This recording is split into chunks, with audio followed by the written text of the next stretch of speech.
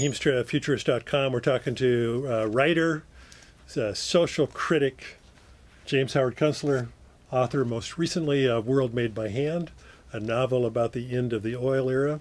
Prior to that, a number of books, including best known perhaps The Long Emergency, also kind of about the end of the oil era and what it would mean to society. Tonight on Nova, Click and Clack, the auto advice guys. The car guys. The car guys are going to wander around for an hour to the electric car makers and talk about the electric car and its potential future. Why are we not going to build our way out of this with alternatives?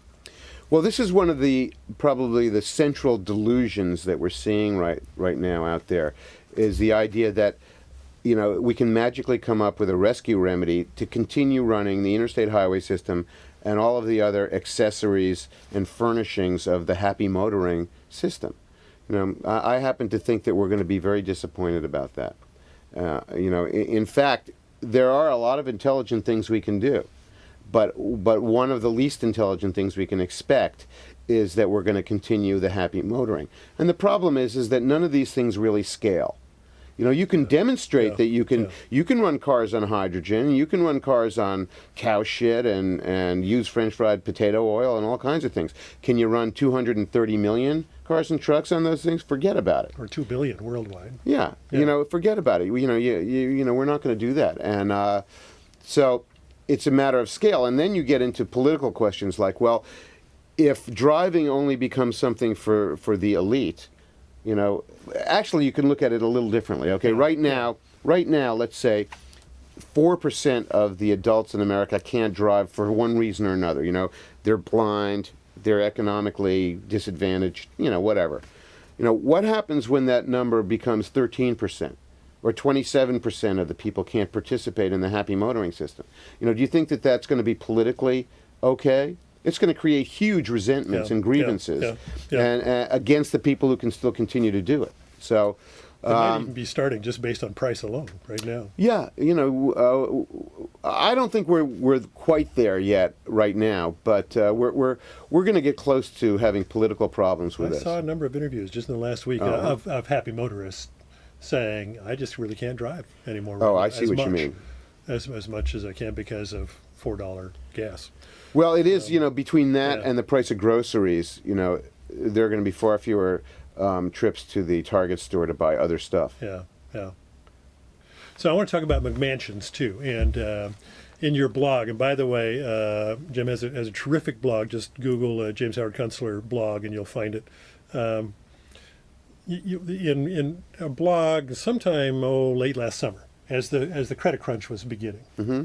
Okay, you wrote something along these lines, almost a verbatim quote, that we're at the end of the suburban build-out, and this is going to come as a great shock to everybody in the American economic system, which is so dependent now on continuing the suburban build-out to run the whole economy. And I've put that quote up in front of some real estate and some builder audiences and so on, and their eyes get kind of big, and they don't quite believe that. But talk about take a neighborhood of McMansions and describe what that neighborhood is like in 5 or 10 years. Well, let me actually talk about this a little differently, you know, because I think we have to approach it differently. What's going on out there now is, you know, first of all, we created this so-called new economy. Okay, It wasn't really a digital economy, it wasn't an information economy, and it wasn't really a service economy. What we did was create a suburban sprawl building economy, and that's what the housing bubble was all about. That was the climax of that economy. Okay, and now it's imploding. And what the players who are a part of it, the home builders, the realtors, the mortgage people, the bankers, the business people, the people who fabricate the granite countertops, all those people, they believe that, you know, we're heading into the bottom of the cycle, and sooner or later, we'll start rising out and we'll get back into a more optimistic part of the cycle, and it'll return. And I don't believe that. I think what we're seeing is something different, that the meta cycle of the great suburban project is over. You know, it's over because it's coinciding with an energy crisis that is going to be a permanent energy crisis that's not going to go away. And we're not going to build more housing subdivisions. We're not going to build more strip malls. We're not going to build more box stores or any of the furnishings of suburbia. It's over. This time, the home builders are going down. They're not going to come back. People will build houses, but the production home builders who build, 1,000 at a time with these vast crews, the whole scale of that thing is over.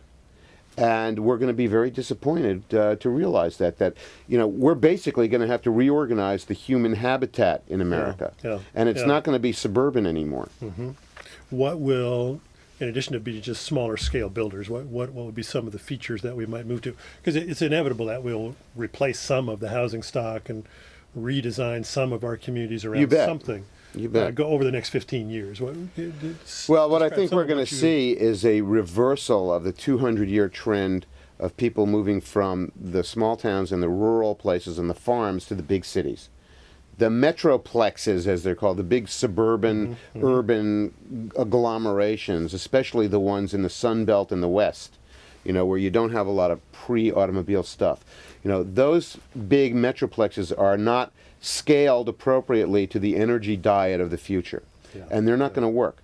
I think they're going to contract substantially. Some of them will dry up and blow away. Phoenix is going to dry up and blow away. Tucson will dry up and blow away. First, there'll be a contest over them between the Anglos and Hispanics. Then they'll both realize that these organisms will not support any substantial population of any ethnic group. In Las Vegas, the excitement will be over. Thank God. What we're going to see, I think, is the places that succeed are going to be the smaller places that are properly scaled for the energy diet of the future, and more importantly, the places that have a meaningful relationship with a productive agricultural hinterland. And the places that don't, like Phoenix, the desert places, these places are going to be in trouble. Thanks, Jim. This is Glen Hiemstra. This was Futurist.com, and thanks for watching. All right.